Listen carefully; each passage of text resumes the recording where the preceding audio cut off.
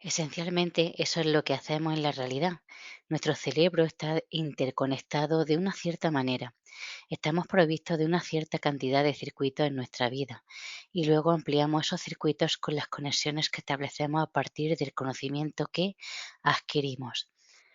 Si no adquirimos nuevos conocimientos, usamos siempre los mismos circuitos, lo que hace que la realidad se presente exactamente igual.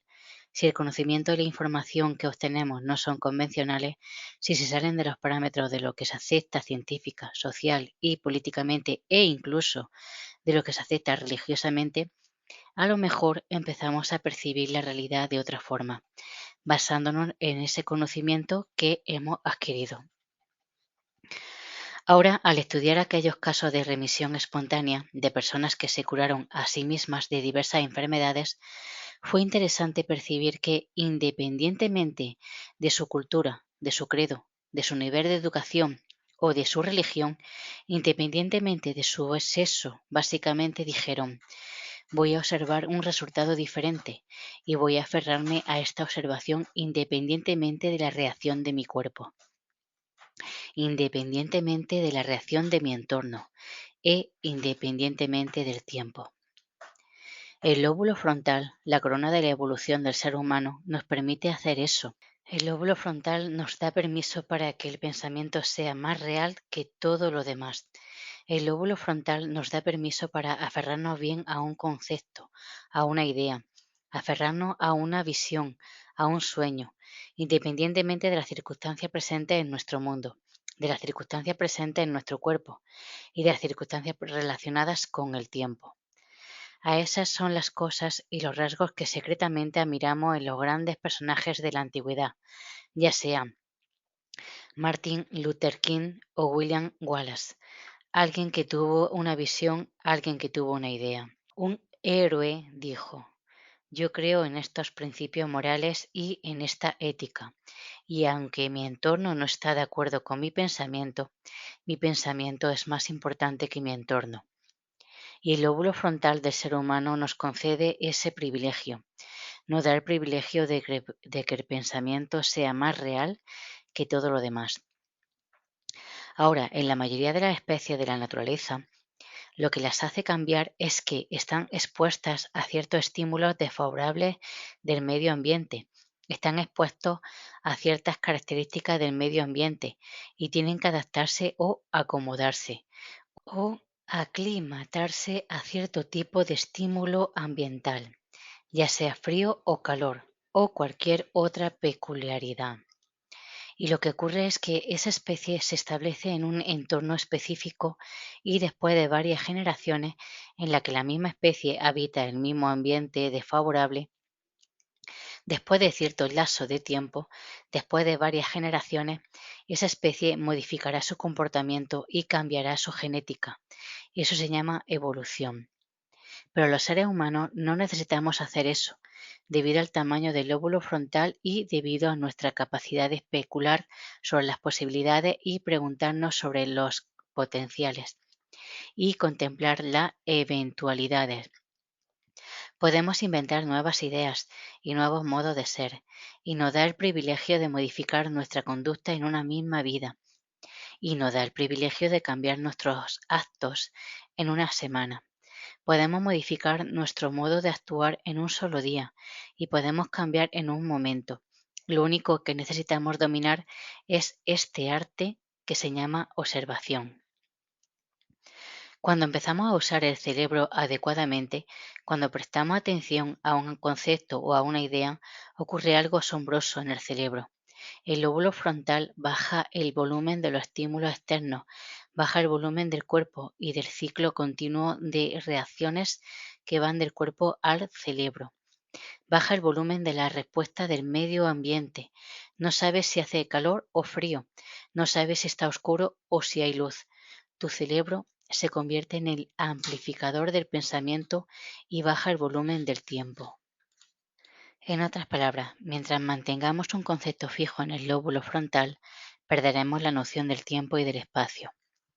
Ahora la ciencia empieza a entender que nuestra forma de crear circuitos en el cerebro, nuestra forma de establecer conexiones en el cerebro, además de permitir que el entorno moldee y dé forma a nuestro cerebro prestando atención.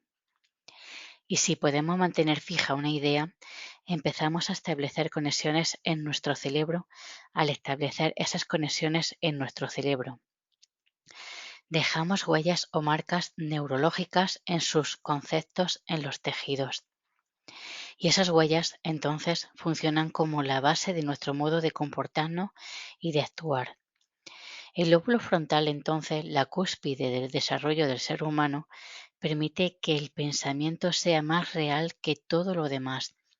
Y cuando empezamos a formar ideas y a formar conceptos y ponemos toda nuestra atención en ese concepto, el lóbulo frontal baja el volumen de todos los estímulos externos y lo único que se vuelve real es el pensamiento mismo. Cuando eso sucede, se produce un cambio físico en el cerebro.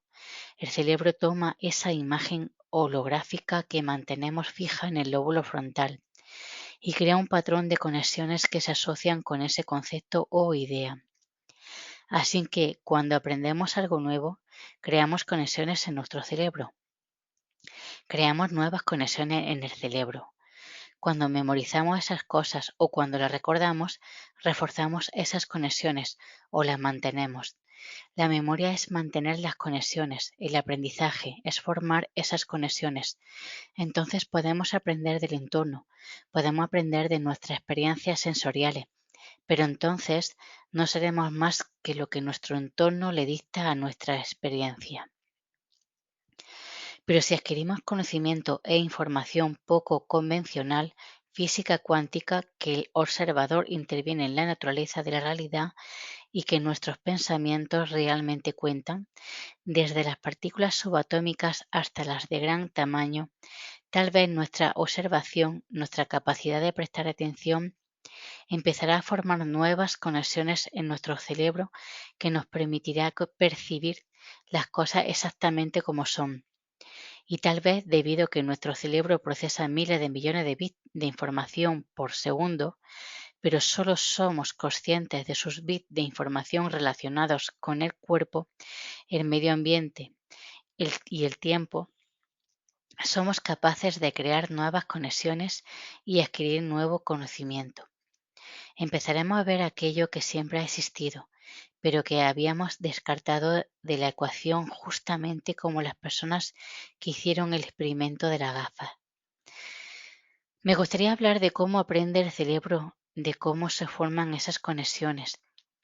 Sabemos desde una perspectiva científica que las neuronas, las células nerviosas del cerebro, cada vez que se conectan, intercambian información.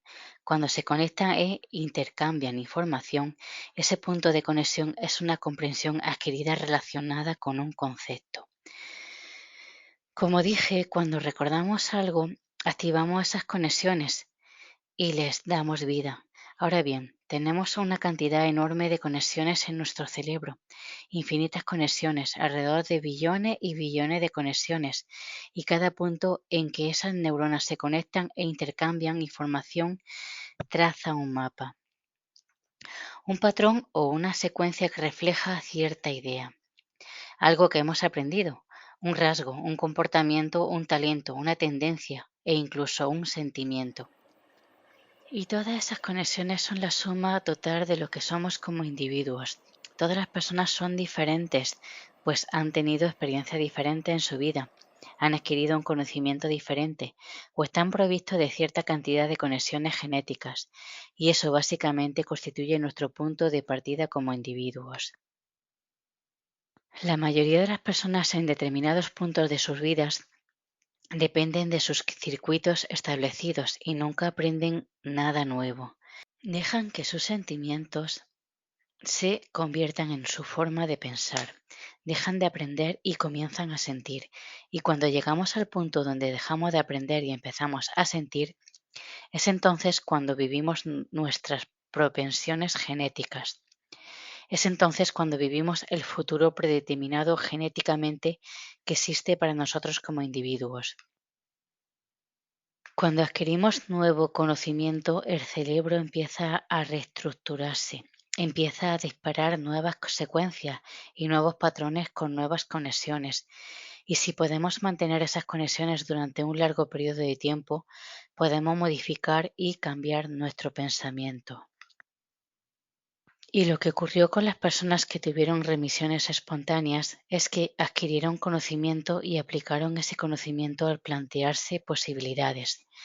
Y comprendieron que si conseguían conectarse con esa inteligencia que hacía latir su corazón y digería sus alimentos, si lograban susurrar al oído del gigante que controlaba su cuerpo físico, que sabía crear células, que sabía organizar el ADN, si conseguían igualar su voluntad a la suya, si conseguían igualar su mente a la suya, si conseguían igualar su amor a la vida, al de esa inteligencia, ya que era eso lo que continuamente les daba vida.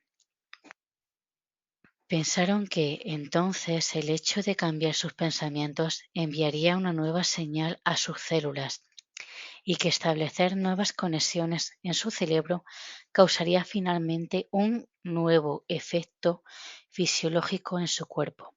Así que el proceso de reinventarse significaba reorganizar sus circuitos hacia un ideal más extraordinario de sí mismos. El cerebro aprende de dos maneras distintas. El aprendizaje está dividido en dos áreas diferentes. Cuando aprendemos algo lo memorizamos. Hay un área en particular llamada aprendizaje explícito. Otro nombre que se le da al aprendizaje explícito es el de aprendizaje declarativo o memoria declarativa. La memoria declarativa son cosas que podemos declarar. Uno de los aspectos de la memoria declarativa es el conocimiento, la información, la filosofía. Por ejemplo, cuando adquirimos nueva información, nuevo conocimiento, datos intelectuales, filosofía, cada vez que hacemos eso, el cerebro crea determinado tipo de circuito. El segundo tipo de memoria declarativa se llama experiencia. Las experiencias, por lo tanto, son cosas que podemos declarar. Puedo declarar que yo soy un hombre. Puedo declarar que sé dónde estaba el 11 de septiembre. Puedo declarar que me gustan las manzanas porque he vivido esas experiencias. Los sistemas de memoria del cerebro relacionados con la memoria declarativa tienen una secuencia muy específica, según la cual el cerebro estructura esa información. Se estructura en el cerebro pensante, en la parte del cerebro donde existe la consciencia presente. Esa secuencia de conocimiento y de experiencia en particular permite que el cerebro funcione en la realidad. Podemos manejarnos en el mundo exterior debido a que usamos conscientemente la memoria declarativa para tomar decisiones.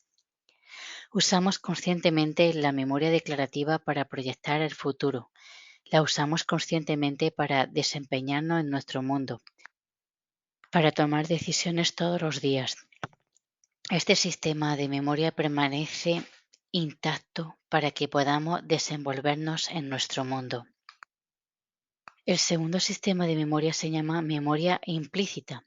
Los sistemas de memoria implícita son muy poderosos, pues los recuerdos implícitos son cosas que no podemos declarar. Se llama memoria no declarativa. Los recuerdos no declarativos son cosas tales como habilidades, hábitos, condicionamientos, rasgos, tendencias e incluso comportamientos.